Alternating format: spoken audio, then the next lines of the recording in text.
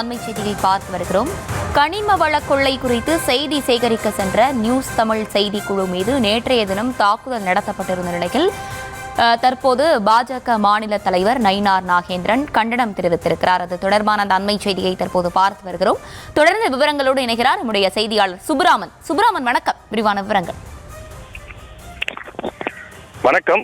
நேற்றைக்கு கரூர் மாவட்டம் கிருஷ்ணராயபுரம் பகுதியில் சட்டவிரோதமாக கல்குவாரி இயங்கி வருவதாக நியூஸ் தமிழுக்கு தகவல் கிடைத்தது. அந்த தகவலின் அடிப்படையில் நமது தொலைக்காட்சியை சேர்ந்த செய்தியாளர் கதிரவன் மற்றும் ஒளிப்பதிவாளர் செபாஸ்டியன் இருவரும் அங்கு செய்தி சேகரிக்க சென்ற நிலையில் அங்கிருந்த குண்டர்கள் அவர்கள் இருவரையும் அங்கிருந்து காரில் கடத்தி சென்று அவர்கள் மீது கொலைவெறி தாக்குதல் நடத்தியிருக்கிறார்கள்.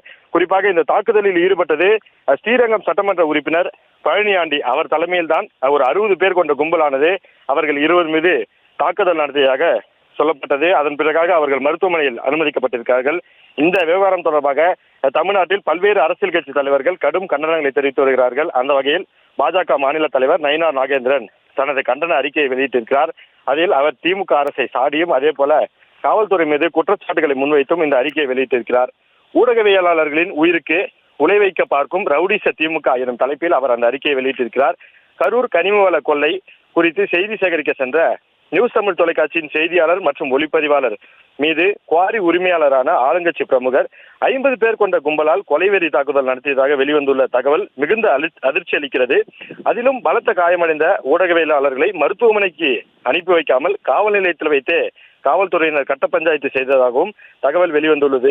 ஒட்டுமொத்த திமுக அரசின் கோர முகத்தை இது வெளிப்படுத்துகிறது. ஆட்சி அதிகாரத்தின் துணை கொண்டு கனிம வளங்களை கொள்ளையடித்ததோடு அதை வெளிப்படுத்தும் பத்திரிகையாளர்கள் மற்றும் எதிர்க்கட்சியினர் கழுத்தை பாசிசத்தால் நெருக்கும் சர்வாதிகார ஆட்சியின் அழிவு நெருங்கிவிட்டது.